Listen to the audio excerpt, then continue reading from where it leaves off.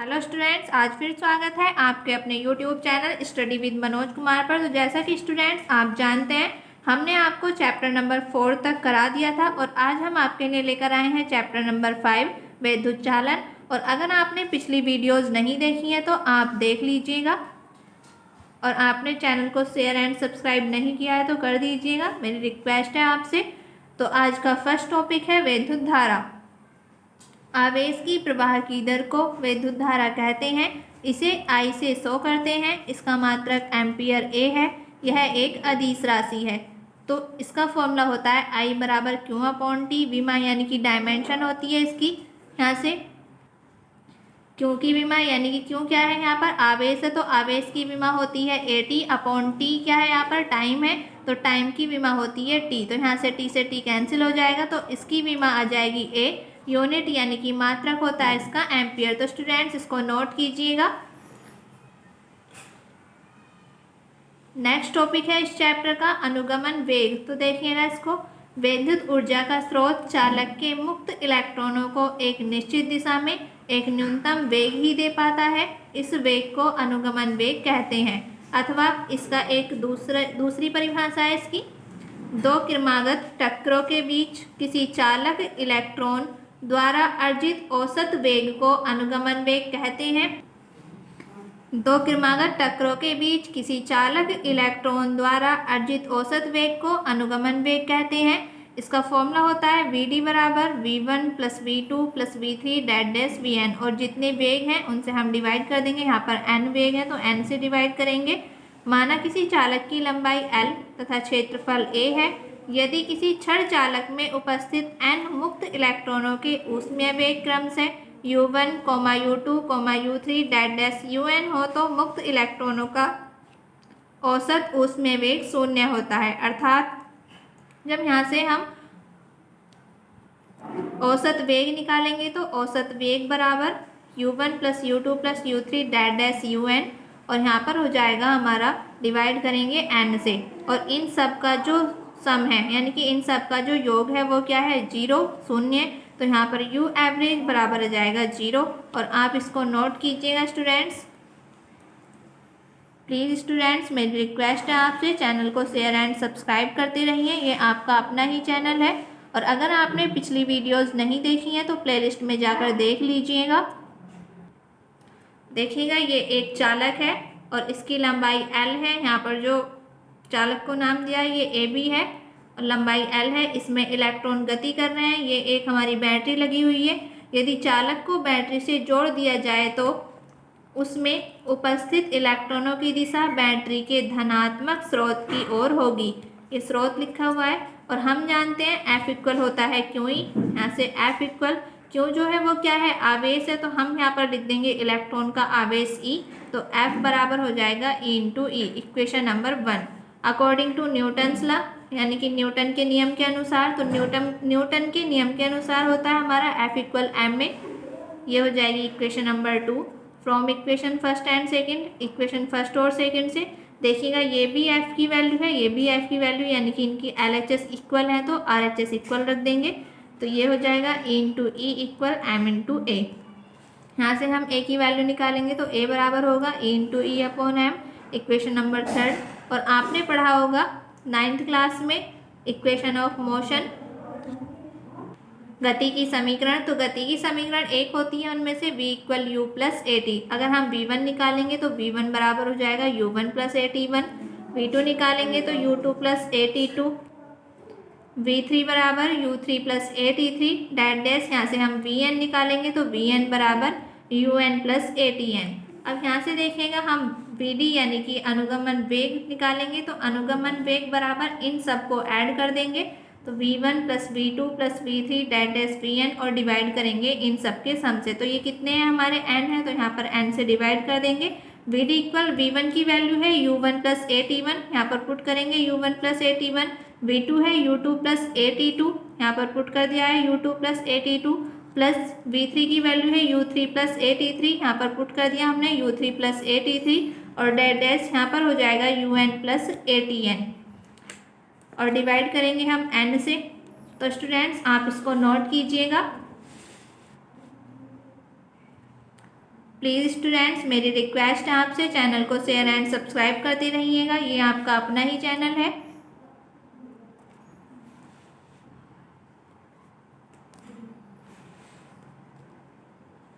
और अगर हमारी वीडियो आपको पसंद आ रही है तो आप अपने फ्रेंड्स को शेयर कीजिएगा और लाइक कीजिएगा। यहाँ पर हमने u1 plus u2 plus u3 plus dash un एक साथ ले लिए हैं अपॉन में n, प्लस यहाँ से a कॉमन लिया है तो t1 plus t2 plus t3 dash tn upon n।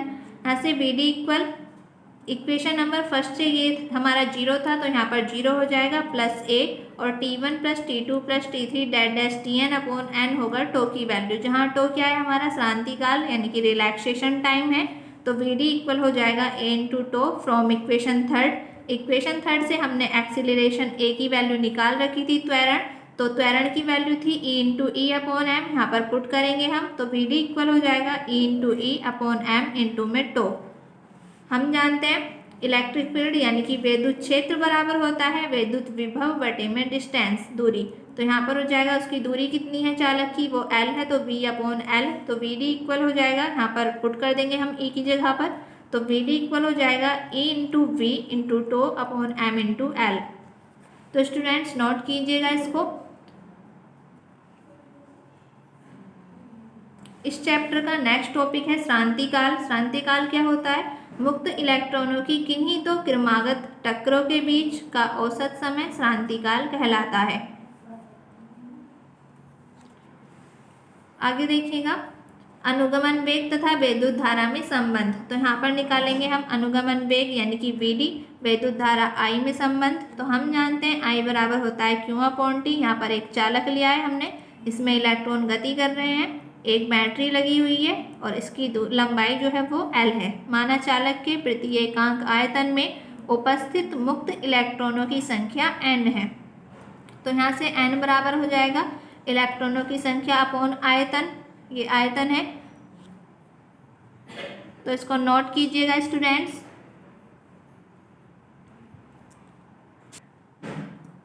आयतन बराबर a इंटू में L, तो इलेक्ट्रॉनों की संख्या हो जाएगी n इंटू में v, और v क्या है यहाँ पर आयतन है, और आयतन हमने क्या लिया हुआ है a इंटू एल, तो n इंटू ए एल हो जाएगा इलेक्ट्रॉनों का कुल आवेश। तो इलेक्ट्रॉनों का कुल आवेश जो होगा वो इलेक्ट्रॉनों की कुल संख्या इंटू में प्रत्येक इलेक्ट्रॉन का आवेश।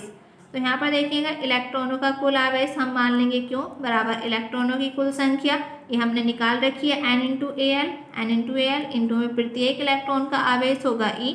इक्वेशन नंबर सेकेंड हम जानते हैं T बराबर होता है L अपॉन वी डी।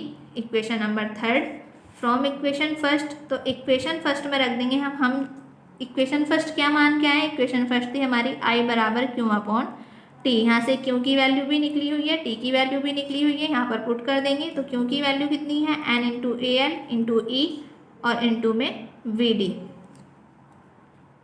ये Vd जो है ये हमारा यहाँ से आया, जब हमने T की वैल्यू L अपॉन Vd रखा है तो Vd ऊपर पहुँच गया और L से L कैंसिल हो गया, तो I इक्वल आया है यहाँ पर NeABD, और यही हमारा अनुगमन वेग और धारा में संबंध है। तो स्टूडेंट्स इसको नोट कीजिएगा आप। प्लीज़ स्टूडेंट्स मेरी रिक्वेस्ट है आपसे, चैनल को शेयर एंड सब्सक्राइब करते रहिए, ये आपका अपना ही चैनल है।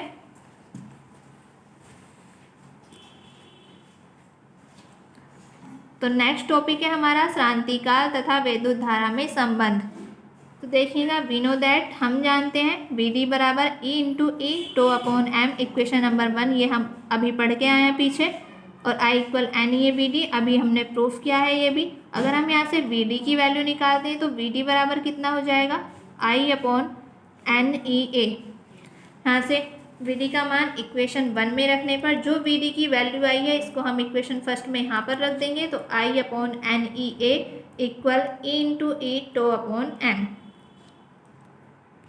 अब ये जो NeA है ये इधर डिवाइड में, इधर जाके मल्टीप्लाई में, तो देखिएगा आगे ये हो जाएगा I बराबर E into e tau into में NeA और अपॉन में n, ये n से n कैंसिल हो जाएगा, तो I बराबर होगा E इंटू ई स्क्वायर, ये वाला E इंटू में n नहीं आएगा, ये इंटू में टो।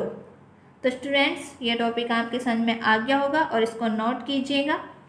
नोट कीजिएगा स्टूडेंट्स इसको प्लीज़। स्टूडेंट्स मेरी रिक्वेस्ट है आपसे, मैं बार बार कह रही हूँ, चैनल को अगर आपने शेयर एंड सब्सक्राइब नहीं किया है तो आप कर लीजिएगा, यह आपका अपना ही चैनल है। और अगर आपने पिछली वीडियोस नहीं देखी हैं तो उनको भी देख लीजिएगा। तो स्टूडेंट्स आज का नेक्स्ट टॉपिक है गतिशीलता। तो गतिशीलता देखिएगा, किसी आवेश वाहक की गतिशीलता वह अथवा वेग है जो उसके द्वारा एकांक विद्युत क्षेत्र में प्राप्त किया जाता है, इसे म्यू से शो करते हैं। उपरोक्त परिभाषा के अनुसार U equal BD upon E, E into E into में two upon E into M, ये E से E कैंसिल हो जाएगा, तो U equal E into to upon M. तो स्टूडेंट्स इस टॉपिक को नोट कीजिएगा प्लीज़। स्टूडेंट्स मेरी रिक्वेस्ट है आपसे, चैनल को शेयर एंड सब्सक्राइब करते रहिए, ये आपका अपना ही चैनल है। तो स्टूडेंट्स ये टॉपिक आपके समझ में आ गया होगा। देखिएगा नेक्स्ट टॉपिक ओम का नियम, बहुत ही इंपॉर्टेंट टॉपिक है ये। यदि किसी चालक की भौतिक अवस्था अपरिवर्तित रहे तो चालक के सिरों के बीच आरोपित विभवांतर V चालक में प्रवाहित धारा I अनुक्रमानुपाती होता है। तो V जो होगा वो अनुक्रमानुपाती होगा I के। ये वाला साइन हटाते हैं हम, तो एक कांस्टेंट यानी कि नियतांक आता है, वो नियतांक मान लेंगे हम R। तो यहाँ से हो जाएगा V इक्वल IR, जहाँ R एक नियतांक है। तो स्टूडेंट्स इसको भी नोट कीजिएगा, ये आपके इस चैप्टर का बहुत ही इम्पोर्टेंट टॉपिक है, एग्जाम में आता ही है। तो नेक्स्ट टॉपिक है ओमीय परिपथ। तो इसमें है जो परिपथ ओम के नियम का पालन करते हैं ओमीय परिपथ कहलाते हैं, यानी कि जो ओम के नियम को फॉलो करेंगे वो हमारे ओमीय परिपथ होंगे, और जो ओम के नियम को फॉलो नहीं करेंगे वो अनोमीय परिपथ होंगे। तो देखिएगा अनोमीय परिपथ कौन से होते हैं, इसको नोट कीजिएगा आप। अनोमीय परिपथ होंगे जो परिपथ ओम के नियम का पालन नहीं करते हैं, अनोमीय परिपथ कहलाते हैं, यानी कि जो ओम के नियम को फॉलो नहीं करते, मैंने अभी बताया, वो अनोमीय परिपथ होते हैं। अगला टॉपिक है विद्युत प्रतिरोध। तो विद्युत प्रतिरोध क्या होता है, किसी चालक में धारा के मार्ग में रुकावट उत्पन्न करने की विशेषता को विद्युत प्रतिरोध कहते हैं, इसे R से शो करते हैं। तो ये जो होगा हमारा V डायरेक्टली प्रोपोर्शनल यानी कि अनुक्रमानुपाती होगा I के। जब हम ये वाला साइन हटाएंगे तो V इक्वल हो जाएगा IR। यहाँ से अगर हम R की वैल्यू यानी कि विद्युत प्रतिरोध R निकालेंगे तो ये हो जाएगा V अपॉन I। इसकी इकाई ओम है, यानी कि इसका जो मात्रक है वो ओम है। तो स्टूडेंट्स इसको भी नोट कीजिएगा आप प्लीज़। स्टूडेंट्स मेरी रिक्वेस्ट है आपसे, चैनल को शेयर एंड सब्सक्राइब करते रहिए, ये आपका अपना ही चैनल है। तो इस चैप्टर का नेक्स्ट टॉपिक है प्रतिरोधों का संयोजन। तो प्रतिरोधों का संयोजन फर्स्ट है हमारा श्रेणी क्रम और सेकंड है समांतर क्रम। तो फर्स्ट पढ़ेंगे हम श्रेणी क्रम। तो श्रेणी क्रम में क्या होता है, श्रेणी क्रम में सभी प्रतिरोध सिरे से सिरा जुड़ा रहता है। यहाँ पर स्टूडेंट्स ये है सभी प्रतिरोधों का सिरे से सिरा जुड़ा होता है। चित्र में 3 प्रतिरोध R1, R2 व R3 श्रेणी क्रम में जोड़े गए हैं। देखिएगा हमने 3 प्रतिरोध लिए हैं, R1, R2, R3 तीनों काय में है, श्रेणी क्रम में है, एक दूसरे का सिरे से सिरा जुड़ा हुआ है, और इनका जो विभवांतर है फर्स्ट वाले का V1, दूसरे वाले का V2 और तीसरे वाले का V3। इसमें करंट निकल रही है, ये करंट जा रही है हमारी यानी कि धारा, और यहाँ पर एक बैटरी लगी हुई है जिसका वोल्टेज V है। श्रेणी क्रम में विभवांतर, एक बात और ध्यान रखनी है, श्रेणी क्रम में विभवांतर अलग अलग तथा धारा समान होती हैं। श्रेणी क्रम में जो विभवांतर होगा यानी कि ये जो विभवांतर होगा R1 V, ये फर्स्ट वाले का V1, सेकंड वाले का V2 और थर्ड वाले का V3, और करंट तीनों में कैसी होगी, I करंट होगी। तो यहाँ पर धारा जो होती हैं वो समान होती हैं। हम इक्वेशन बना लेंगे जो यहाँ पर अलग है, यानी कि यहाँ पर विभवांतर है तो इक्वेशन विभवांतर की बनेगी, अगर यहाँ पर धारा अलग होती तो इक्वेशन धारा की बनती। तो V इक्वल हो जाएगा V1 plus V2 plus V3, equation number first according to Ohm's law. Ohm के नियम के अनुसार हम जानते हैं V इक्वल होता है IR। अगर हम यहाँ से V1 की वैल्यू निकालेंगे तो V1 बराबर हो जाएगा IR1, क्योंकि धारा सब में सेम है तो धारा तो I रहनी है, लेकिन जो प्रतिरोध है प्रतिरोध चेंज होंगे। यहाँ पर अगर हम V1 निकालेंगे तो R1, V2 निकालेंगे R2 और V3 निकालेंगे R3। तो देखिएगा ये हो जाएगा हमारा V1 बराबर IR1, V2 बराबर IR2, V3 बराबर IR3। सभी मान इक्वेशन 1 में रखने पर यानी कि सभी मान v1 v2 v3 के इक्वेशन फर्स्ट में पुट कर देंगे तो v इक्वल हो जाएगा IR1 plus IR2 plus IR3। इन सब में से I कॉमन है, I कॉमन ले लेंगे और v की जगह पर रखेंगे हम IR, तो यहाँ बचेगा IR बराबर I R1 plus R2 plus R3। I से I कैंसिल होगा तो R इक्वल हो जाएगा R1 plus R2 plus R3। तो ये आ गया हमारा श्रेणी क्रम का फॉर्मूला। तो स्टूडेंट्स इसको नोट कीजिएगा, आप नोट कीजिएगा स्टूडेंट्स, बहुत ही ध्यान से नोट करना है आपको। अगर कोई भी टॉपिक आपके समझ में नहीं आता है तो कमेंट्स बॉक्स में कमेंट्स कर दीजिएगा, हम आपकी प्रॉब्लम को सॉल्व करेंगे। और प्लीज़ स्टूडेंट्स, अगर हमारी वीडियो आपको पसंद आ रही है तो वीडियो को लाइक और शेयर करिएगा।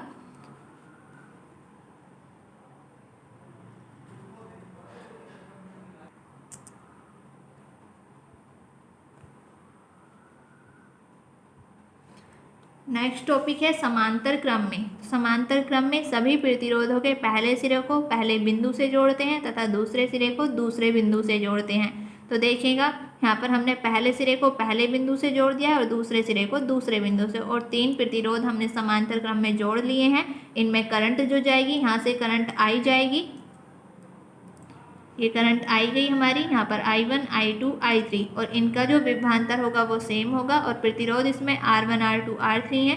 देखिएगा समांतर क्रम में विभवांतर समान तथा धारा अलग होती हैं। समांतर क्रम में विभवांतर तो समान होंगे लेकिन धारा कैसी होंगी, अलग अलग होंगी। तो अब की बार इक्वेशन हमारी धारा की बननी है, तो I बराबर I1 plus I2 plus I3। Equation number first, according to Ohm's law, Ohm के नियम के अनुसार हम जानते हैं V इक्वल होता है IR। यहाँ से हमें I की वैल्यू निकालनी, तो I इक्वल हो जाएगा V अपॉन R। अगर हम I1 निकालेंगे तो देखिएगा यहाँ से I1 निकालेंगे तो अब की बार विभवांतर सेम है तो विभवांतर सेम रहना है, V अपॉन R1 हो जाएगा। I2 निकालेंगे तो V अपॉन R2 होगा और I3 निकालेंगे तो V अपॉन R3 होगा। I1 I2 I3 की वैल्यू पुट कर देंगे हम इक्वेशन नंबर फर्स्ट में। तो देखिएगा पुट कर रहे हैं, I बराबर हो जाएगा, ये I है, V upon R1 plus V upon R2 plus V upon R3। अब देखिएगा ऊपर से V कॉमन है तो हम यहाँ से V कॉमन ले लेंगे। यहाँ से हमने V कॉमन लिया है और I की जगह पर V अपॉन R रखा है, तो V अपॉन R बराबर यहाँ से 1 upon R1 plus 1 upon R2 plus 1 upon R3। V से V कैंसिल होगा तो 1 अपॉन R इक्वल आ जाएगा 1 upon R1 plus 1 upon R2 plus 1 upon R3। तो स्टूडेंट्स ये है आपका समांतर क्रम का फॉर्मूला। तो आपके ये समझ में आ गया होगा और इसको नोट कीजिएगा आप। प्लीज़ स्टूडेंट्स, मैं एक बार फिर कह रही हूँ, अगर आपने चैनल को शेयर एंड सब्सक्राइब नहीं किया है तो कर लीजिएगा आप।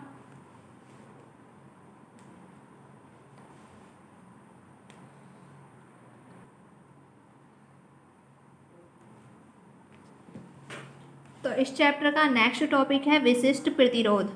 तो यह हमारा किसी चालक के किसी बिंदु पर विद्युत क्षेत्र की तीव्रता E तथा धारा घनत्व के J के अनुपात को विशिष्ट प्रतिरोध कहते हैं। इसे रो से शो करते हैं। तो देखिएगा रो बराबर हो जाएगा E अपॉन J, जहाँ E क्या है, विद्युत क्षेत्र है, और G क्या है, धारा घनत्व। वी नो दैट, हम जानते हैं E बराबर होता है V अपॉन L। तो धारा घनत्व, हम इस E की वैल्यू को यहाँ पर पुट कर देंगे।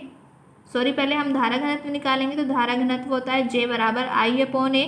इस J की वैल्यू को और E की वैल्यू को यहाँ पर पुट करेंगे, हम यहाँ पर पुट करेंगे देखिएगा, और जब पुट करेंगे तो ये आ जाएगा हमारा रो बराबर V अपॉन L और इन अपॉन में I अपॉन A। तो ये A यहाँ पहुँचेगा और I यहाँ पहुँचेगा, तो ये हो जाएगा रो बराबर V इंटू A अपॉन में IL। वी नो दैट, हम जानते हैं V इक्वल होता है IR, तो हम V अपॉन I की जगह पर क्या रखेंगे, R रख देंगे, तो रो बराबर हो जाएगा RA अपॉन L। इसका मात्रक ओम मीटर होता है। विमा निकालेंगे इसकी, तो विमा ml2 t-3 a-2 और अपॉन में L स्क्वायर, और इसके अपॉन में हो जाएगा L। तो यहाँ से विमा आ जाएगी ml3 t-3 a-2। तो स्टूडेंट्स ये टॉपिक भी आपके समझ में आ गया होगा और इसको नोट कीजिएगा, नोट कीजिएगा स्टूडेंट्स इसको।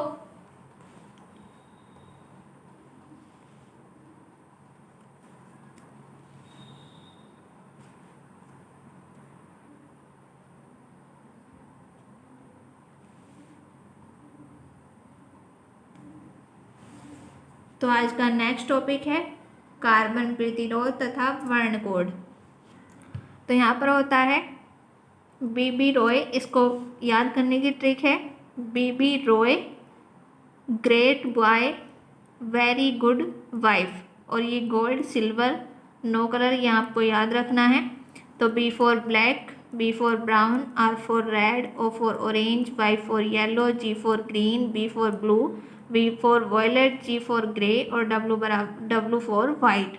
ये यहाँ से 0 से स्टार्ट होते हैं 9 तक, तो देखिएगा। और यहाँ पर जी फॉर होता है गोल्ड, तो गोल्ड होता है हमारा ±5%। एस फॉर सिल्वर, सिल्वर होता है ±10%। और NO ये नो कलर होता है हमारा ±20%। तो स्टूडेंट्स इसको भी नोट कीजिएगा आप।